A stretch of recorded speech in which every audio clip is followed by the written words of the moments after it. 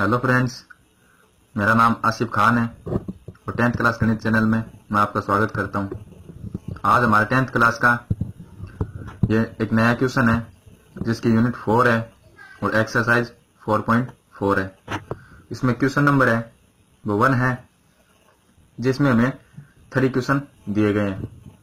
ये हमारा क्वेश्चन है फर्स्ट, जिसमें दिया गया है निम्न द्विघात समीकरणों के मूलों की प्रकृति ज्ञात कीजिए।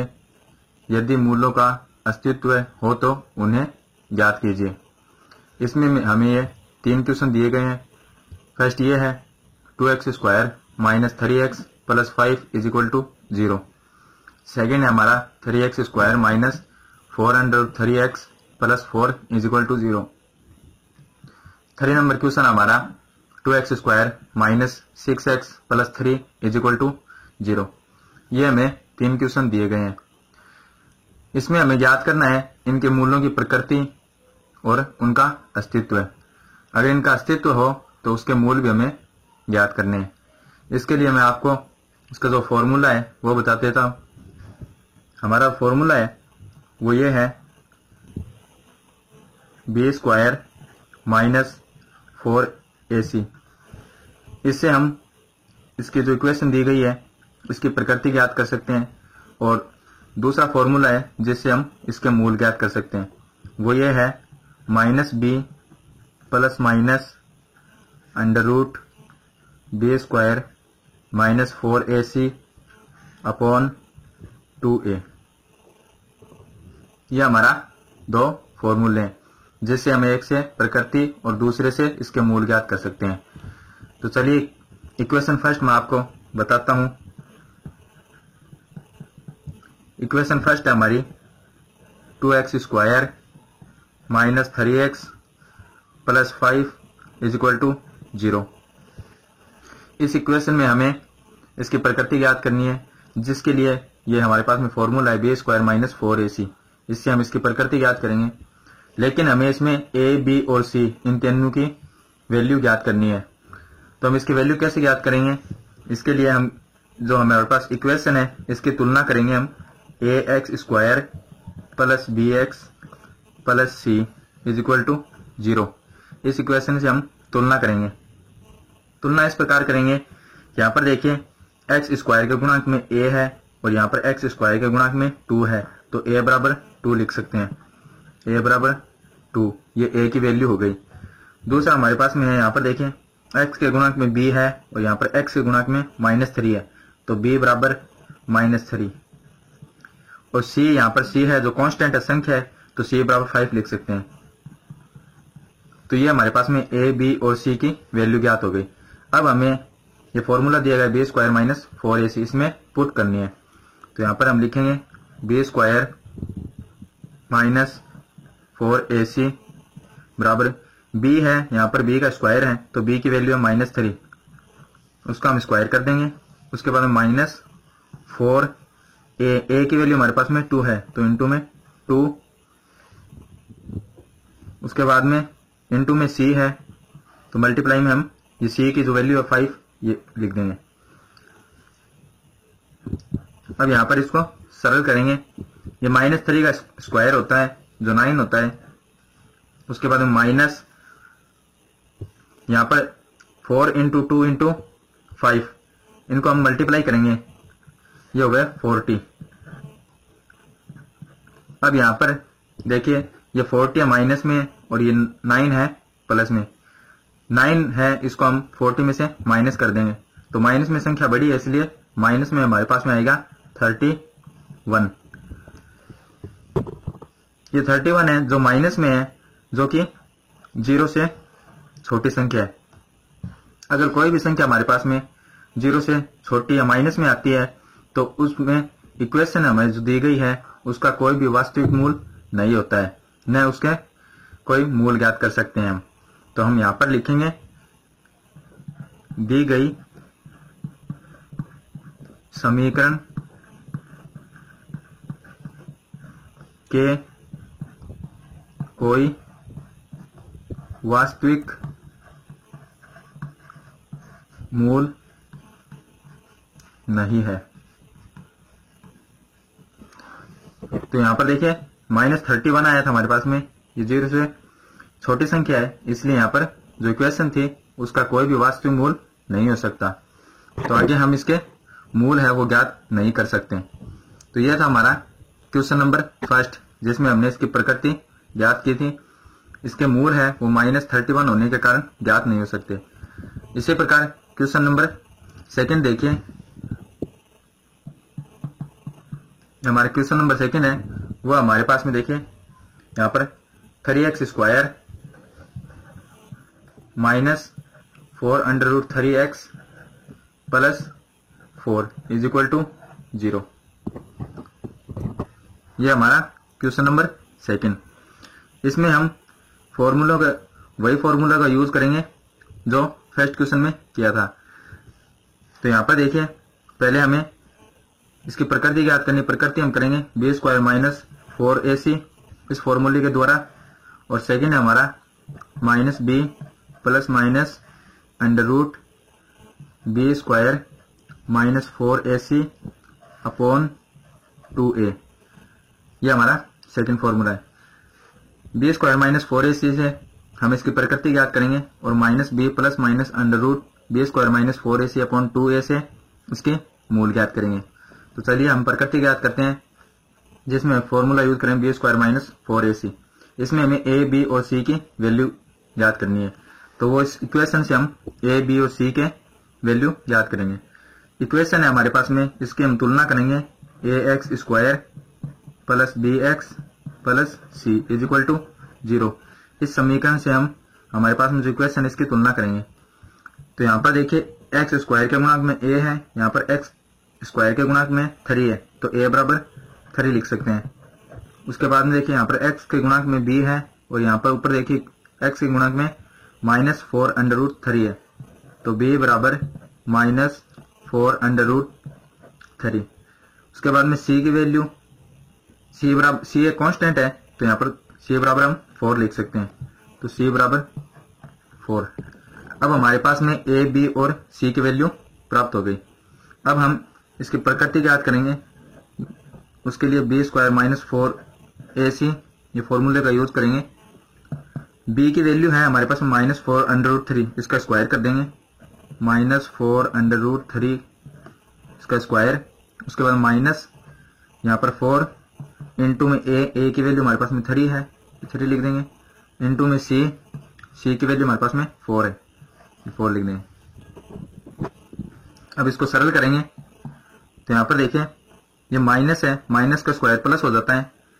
यहाँ पर 4 है, 4 का स्क्वायर करेंगे, ये हमारे पास में 16 √3 का स्क्वायर होता है, √3 को √3 से मल्टीप्लाई करते हैं तो 3 आता है, तो इंटू में 3। उसके बाद में माइनस ये 4 इंटू 3 इंटू 4, इसको हम मल्टीप्लाई करेंगे तो ये हमारे पास में हो गया 48। अब देखिए यह 16 इंटू 3, इनको मल्टीप्लाई करेंगे, ये हो गया हमारे पास में 48 और माइनस में 48, ये इन दोनों को एक दूसरे में से माइनस करेंगे तो यहाँ पर हमारे पास में 0 प्राप्त होगा। ये 0 है जो 0 के बराबर है, तो यहाँ पर हम इसके मूल ज्ञात कर सकते हैं। तो यहाँ पर हम नीचे लिखेंगे कि दी गई समीकरण के वास्तविक एवं बराबर मूल है। वो इसलिए है क्योंकि हमारे पास में 0 प्राप्त हुई इसकी प्रकृति, तो 0 पॉजिटिव संख्या भी है और साथ में ये 0 है, इसलिए मूल इसका वास्तविक है, पॉजिटिव होने के कारण ये वास्तविक है, और बराबर इसलिए कि हमें एक 0 शून्य प्राप्त हुआ है, इसलिए हम इसको बराबर मूल कह सकते हैं। अब हमें इसके मूल ज्ञात करने हैं। मूल ज्ञात करने के लिए हम फॉर्मूला यूज करेंगे -b + √b² - 4ac upon 2a। इसमें भी हमें a, b और c की वैल्यू चाहिए। उसके लिए क्या करेंगे, हम a की वैल्यू, b की वैल्यू और c की वैल्यू ये हमने प्रकृति ज्ञात करने के लिए ज्ञात की थी, तो वो यहाँ पर लिख लेंगे। तो a बराबर हमने ज्ञात की थी वो थी 3, b बराबर हमारे पास में थी 4√3 और c की वैल्यू थी हमारे पास में 4। ये हमारे पास में a, b और c की वैल्यू है। तो हम इसमें पुट कर देंगे, इसकी वैल्यू है जो हमारे फॉर्मूले में पुट करेंगे। तो माइनस b, तो माइनस पहले से है, b की वैल्यू हमारे पास में -4√3 है, तो यहाँ पर लिख देंगे ब्रैकेट में -4√3। उसके बाद में प्लस माइनस यहाँ पर अंडर b की वैल्यू b स्क्वायर, तो b की वैल्यू हमारे पास में -4√3 है, उसका स्क्वायर कर देंगे। उसके बाद में -4 इंटू में a की वैल्यू हमारे पास में 3 है, इंटू में c की वैल्यू 4 है, अपॉन में 2 इंटू a की वैल्यू 3। अब इसको सरल करेंगे, यहाँ पर देखिए माइनस बाहर है और माइनस अंदर, दोनों मल्टीप्लाई होके प्लस हो जाएंगे, तो हमारे पास में रह जाएगा 4√3। उसके बाद प्लस माइनस, यहाँ पर देखें -4√3, इसका स्क्वायर करेंगे, माइनस का स्क्वायर करेंगे तो ये प्लस हो जाएगा। 4 को 4 से मल्टीप्लाई करेंगे या 4 का स्क्वायर करेंगे तो 16 इंटू में √3 को √3 से मल्टीप्लाई करते हैं तो 3 आता है, तो वो 3 लिख देंगे। उसके बाद -4 इंटू 3 इंटू 4, इनको मल्टीप्लाई करेंगे तो हमारे पास में आएंगे 48 अपॉन में 2 इंटू 3।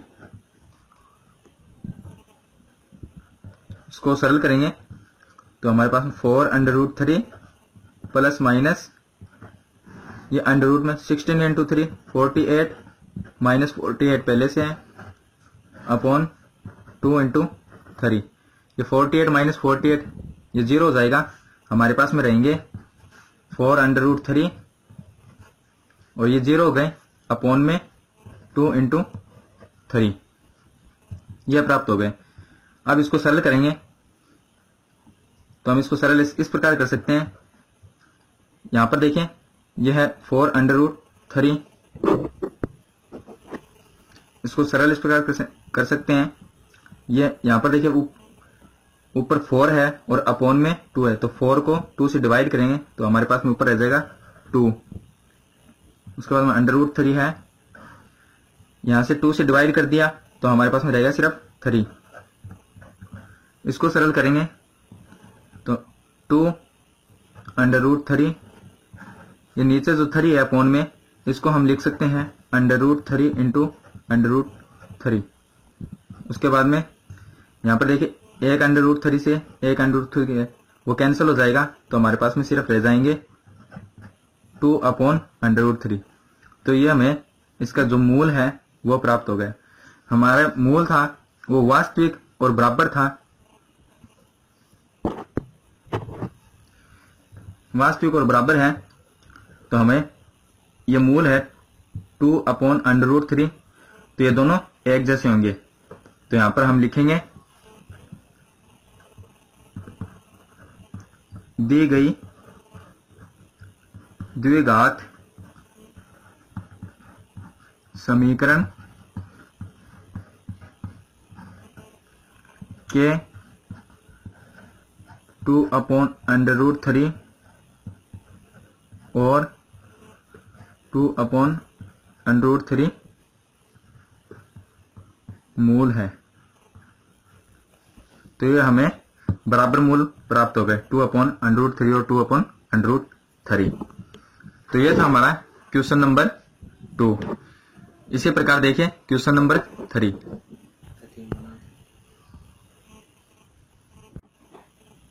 तो हमारा क्वेश्चन नंबर 3 है वो है 2x² - 6x + 3 = 0। इसमें भी हमें प्रकृति और मूल ज्ञात करने हैं। इसके लिए हम फॉर्मूला यूज करेंगे, प्रकृति के लिए यूज करेंगे b² - 4ac और इसके मूल ज्ञात करेंगे वो है -b + √b² - 4ac upon 2a। इससे हम इसके मूल ज्ञात करेंगे। तो हम पहले इसकी प्रकृति ज्ञात करेंगे। उसके लिए हम यहाँ पर देखिए b² - 4ac ये फॉर्मूला है, इसमें a, b और c की वैल्यू हमें चाहिए।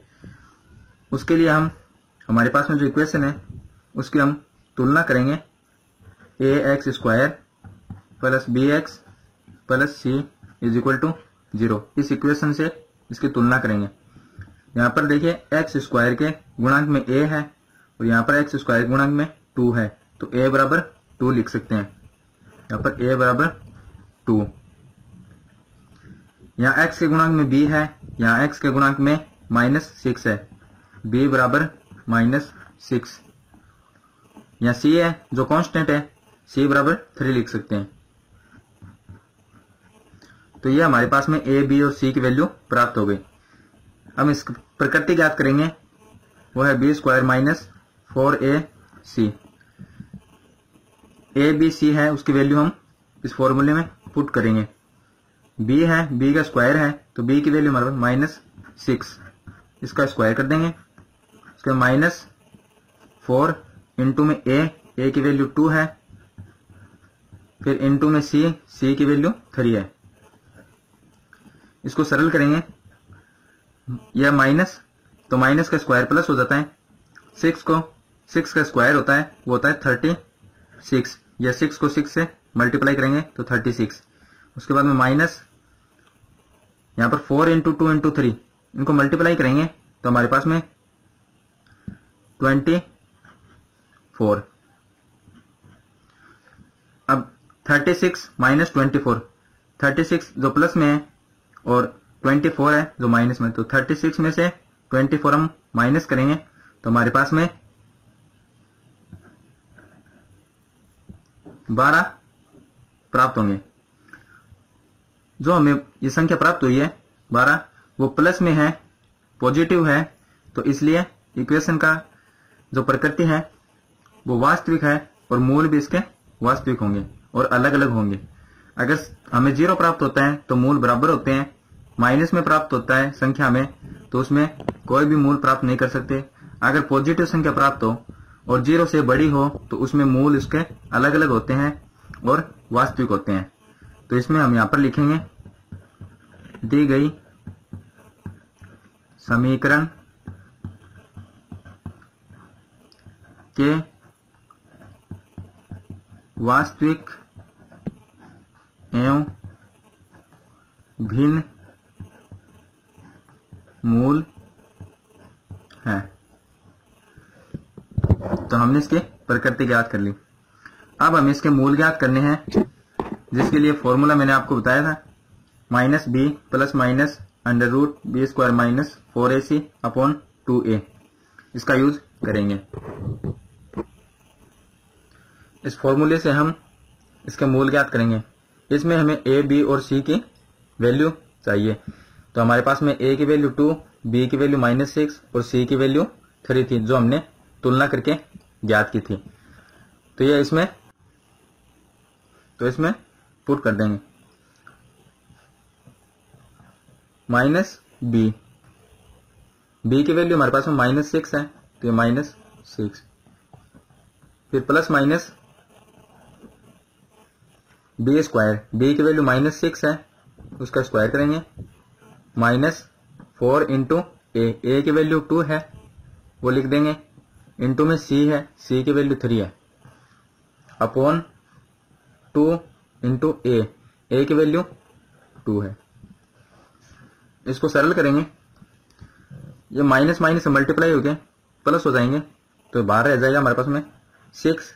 उसके बाद प्लस माइनस √ -6 का स्क्वायर करेंगे तो 36 -4 इंटू 2 इंटू 3 को मल्टीप्लाई करेंगे तो 24, अपॉन में 2 इंटू 2।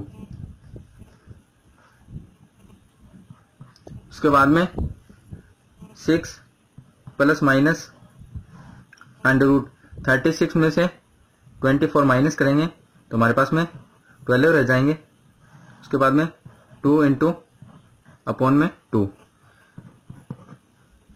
यहां पर इसको हम लिख सकते हैं, अगर और सरल करना चाहते हैं हम इसको, तो यहां पर 6 प्लस माइनस √ ये 12 है, इसको हम गुणांक के रूप में लिख सकते हैं 2 इंटू 2 इंटू 3 अपॉन में 2 इंटू 2 ये लिख सकते हैं।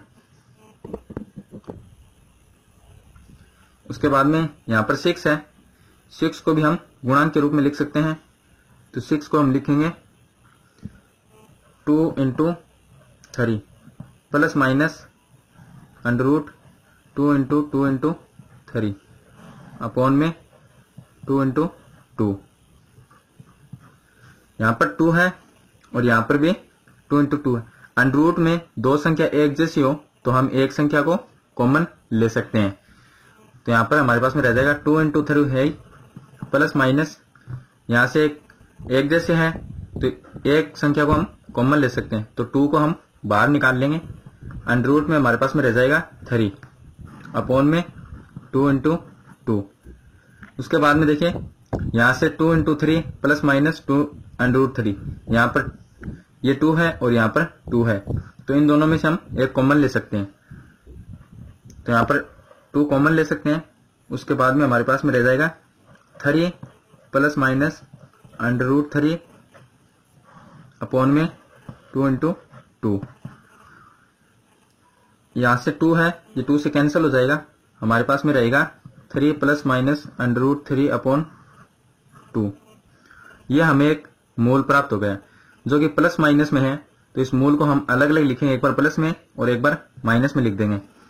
तो हम यहाँ पर लिखेंगे दी गई समीकरण के 3 प्लस अंडर रूट 3 अपॉन 2 एवं 3 माइनस अंडर रूट 3 अपॉन 2 मूल है। तो एक बार हमने प्लस में और एक बार माइनस में ये मूल लिख दिए। तो ये था हमारा क्वेश्चन नंबर 3 जिसमें हमें इसकी प्रकृति और मूल ज्ञात करने हैं।